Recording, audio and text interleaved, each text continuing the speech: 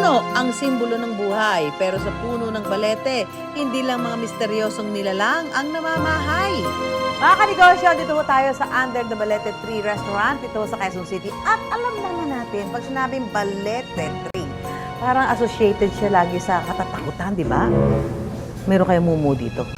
Alamin natin kung may horror story yung mga nagtatrabaho dito sa restaurant na to. Di ba, yun, laki ng puno ng balete dito. May mumu ba? May naramdaman lang po ako.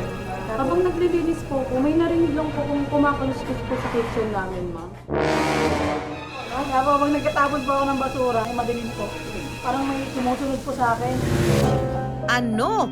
O sino nga kaya ang di umunoy nagparamdam sa staff ng restaurant na ito?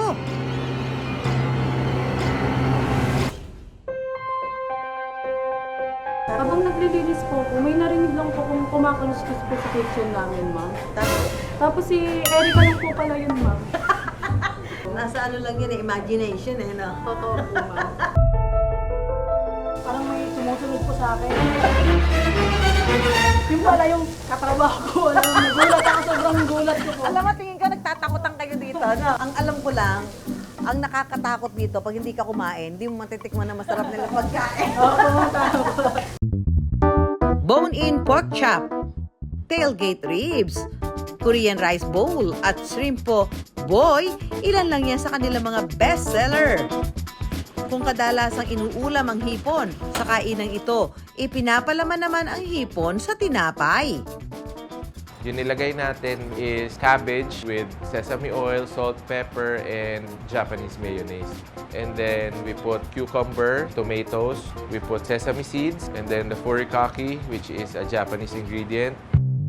Kaya naman ang lasa, parang napa-instant biyahe sa Japan. It's a comforting dish for me. You know, I hope everyone would love it too, and everyone would like to try it. It has a lot of flavor profile into it. Sobrang filling and then sobrang fresh as well. So magugulat ka, it's on a sandwich. Ang signature cocktails nila, nababalot din daw ng katatakutan. Sa pangalan pa lang, pangangahasan pa bang inumin yan? O tatakbuhan na ang kanilang tropical white lady? Ang strawberry basil mojito at balete hit, katakot naman. Ang bone marrow naman sa menu nila, itsura pa lang, nakakapanindig balahibo na. Chef, ano kakaiba dito sa bone marrow nyo? Alam naman natin yung bone marrow. Malinamnam, di ba? Oo, Rich, malinamnam yan. Ito po yung gagawin natin. Lalagyan po natin siya ng sugar. Ah, So, torch lang po natin. So, Yan na. para siyang creme brulee. ay oo nga. Wow!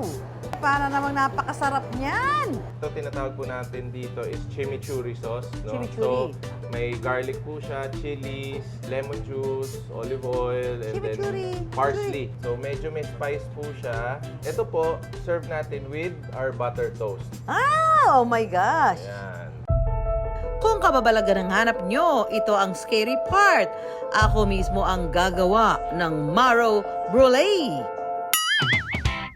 Sprinkle with sugar. Ito na ang exciting part. Huwag pong gayahin ng mga bata. Yun. Ah, wow. Oh, Parang professional po si Miss Susan, ah. Pwede na po akong mag-day off. Okay na. Chef, achieve ba? Achieve na, achieve. Achieve. Pwede na mag-sideline dito. Oo. Tapos lalagyan na lang natin ito. Chimichurri po. Taran! Ito ma'am, wag po kayo magugulat ha, pero papatikim ko rin po sa inyo. Bakit lumulutang siya? May magic po yan. Bakit siya lumulutang? Talagang panghalo Ang sikreto sa nakalutang na spaghetti and meatballs at ang nagtatagong misteryo sa lasa ng marrow brulee, malalaman na. At na, so titikman na natin yung kanilang bone marrow buttered toast with chimichurri sauce. Lagyan natin ng bone marrow. Yun. Naghalo talaga yung may lasa ng tamis. Linamnam. Kasi malinamnam itong bone marrow. Lasa mo yung linamnam ng bone marrow. Tapos ang sarap ng kanilang buttered toast. Ito naman, tikman natin ang lumulutang na spaghetti.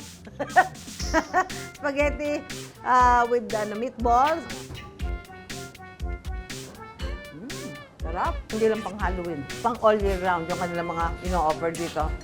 Abracadabra.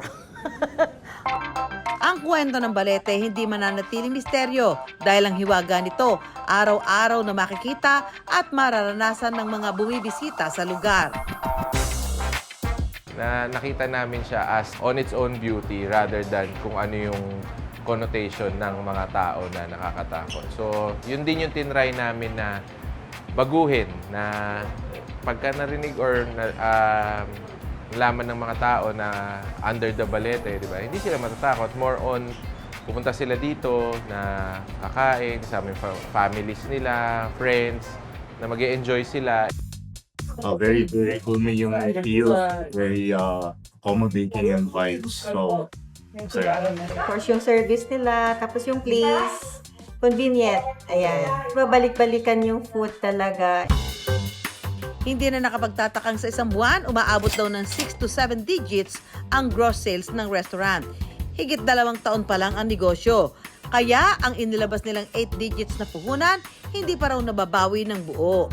Pero ang totoong ROI o Return on Investment para sa mga may-ari, ang pagbibigay ng maayos na working environment para sa kanilang mga staff. If our staff is happy, if our staff is well and healthy, it's part of our ROI as well. Para kay Chef Chris at iba pang may-ari ng Under the Balete, huwag matakot sa multo dahil ang tunay na nakakatakot ang hindi pagsubok sa pangarap na negosyo. Have faith and grit and, just believe in yourself, believe in the people you're with your partners, and of course, be a sponge. Yung learning na matututunan natin along the way because this is the real test of knowledge. Challenges will always come and go, but at the end of the day, what matters is we do our best every single day. Sa pagnenegosyo, kailangan harapin ang mga kinatatakutan. Huwag patalo sa multo ng mga pagsubok at pagkalugi. Malay nyo, biglang magparamdam at magtakita ang pinakaasam-asam na success!